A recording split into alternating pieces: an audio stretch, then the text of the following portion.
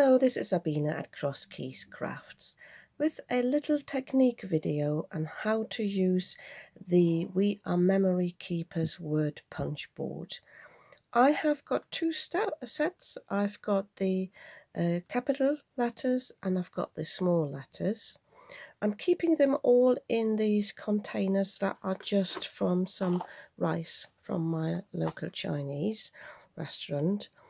With the small letters, I was really struggling to recognise some of these, especially the ones that have got middle bits like the A and the O.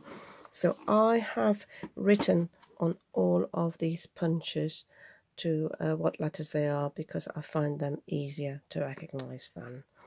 Some of them I'm not really so happy with, which is the O, for example, which looks a lot like a U. The capital one's not too bad, the small one is not great, but I really like to use these for certain cards because they give a nice effect. And it saves you fiddling with small dies, and sometimes you don't want a stamped sentiment, so this is what these are great for. They are not cheap. And also when you buy second set you automatically have to buy the punch board with it. There are no separate sets, so I've actually got two of these, but yeah, I do enjoy using these.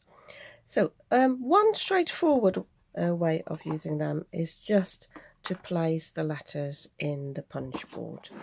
So let me just choose a few letters and show you how we do that. I have chosen the sentiment thank you. I've picked up all the letters, and all I need to do now to stamp it as it is, I need to place these into my board. And I'm showing you two ways of doing that. So I'm putting in the thank. Now I want a little gap, and it's up to me how big I want the gap to be, whether I want to have it the width of a letter. If I do that, I just place one down here, press this, put this one in, and then take this one out. But I think I just want a smaller gap, just like that. And then I'm taking a strip of cardstock. These are just cut-offs from my card blanks. Obviously you can use any coloured cardstock. You want a little bit of a heavyweight. This one is a 300 GSM, but I think you want at least 230. And you place it in so that, let me just show you that, it reaches that corner there. You see, it needs to sit in there, and ideally you have it long enough as well to hit this edge here, because then you know it's all pushed in into all the punches.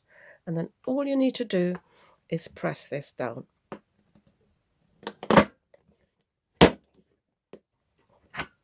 think I've had it all. Normally I would move it a bit closer to me to have the pressure, so yeah, but that worked nicely. So there I've got the thank you, and ideally you back this with a dark coloured cardstock. Let me just get a strip to have the full effect, well, or different coloured cardstock anyway, but you can use it as it is. So, but obviously you've got very big gaps between the letters here, so to eliminate that, let me just take these out again, is to place every other letter in first. So we start with a T, then the A, and I sometimes even write the words down to make it easier for me. Then we need the K. So then we've got the gap here, so we continue with a Y, and then I need the U. So I'm taking my new strip, making sure it's all the way pushed in. I will actually pull this a bit closer to me now to have the pressure. So, and I've taken this out now, so it looks a bit funny. Taking them all out, put them aside.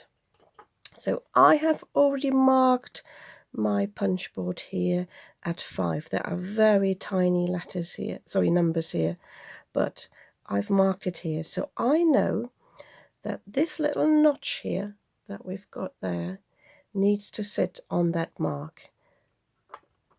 So I'm placing that there, and now I need to put in the letters that I've missed. So the H here, you can see that again for reference. Then I need the N, Now again, I've got the gap here, so I'm just putting this in as a place keeper here, and then I put in the O, and take this one out again, and I know this is in the right position rather than checking the numbers. And then I'm pushing this in again, press this down. The fewer letters you have, the easier it is to push. And then you've got the thank you without the gaps. So I now will show you if you have repeated letters. These are obviously different letters, so let me just get some more strips ready and a different set of letters. So I have chosen the sentiment get well soon. So we've got a double E, double L and a double O here, and I'll show you how to do that. And I've chosen the small letters at the moment so that you can see them as well. So as before, I would like to have these closer together. So I would choose every other letter, and I can mark them as well. And I've already marked this here, so I know that I need a gap there, and then that O, and then that N. You can also use a marker to mark those. So I need the T next, then the W, then the first L, and then I've got a gap again as before.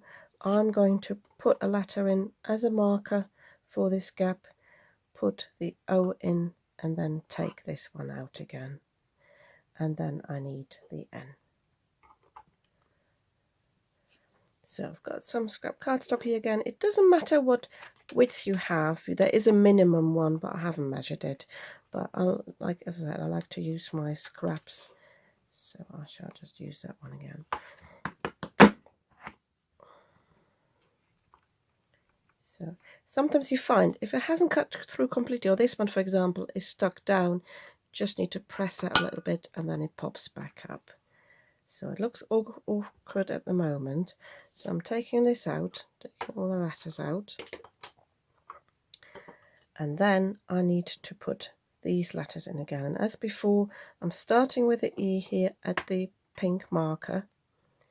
Then this one will be another space. So I pop the T in as a placeholder, then do the W, and I've got, what have I done wrong there? Because I've already got the gap there.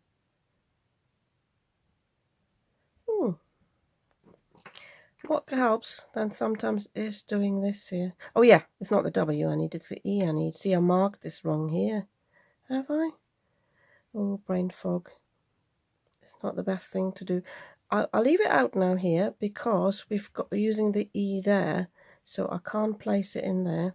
So let me put another placeholder in there, and then we need the L again.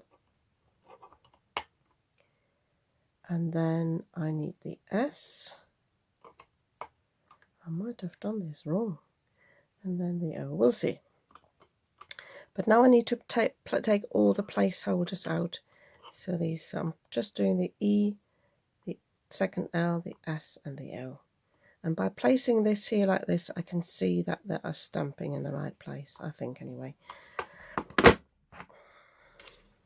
Yeah, that's fine. So all I need to do now is place the E here. But rather than taking it here and out now and then trying to place it here, I'm going to put this one here again as a placeholder and put this one here, and then I know the E's in the right place. I hope that didn't go too fast. Take all these out. Make sure it's aligned here, aligned in the corner, and then press this out. And then I've got my get well soon. Yeah, it did work. I think I marked it wrong here. So yeah, this is how you do repeated letters, but basically putting a placeholder in place, taking it out before you do the stamping. And this is what I mentioned before, the O's aren't great. I don't know why they didn't do the bit here where it holds on the side or so. It looks a bit like a U, but I suppose this is how it has to be done. But yeah, I hope this helped you to how to use this punch board. I never entice people to buy things because this is pricey, but if you do enjoy making sentiment, and if you do enjoy die cutting, I think it's a nice piece of craft tool in your cart, in your craft supplies.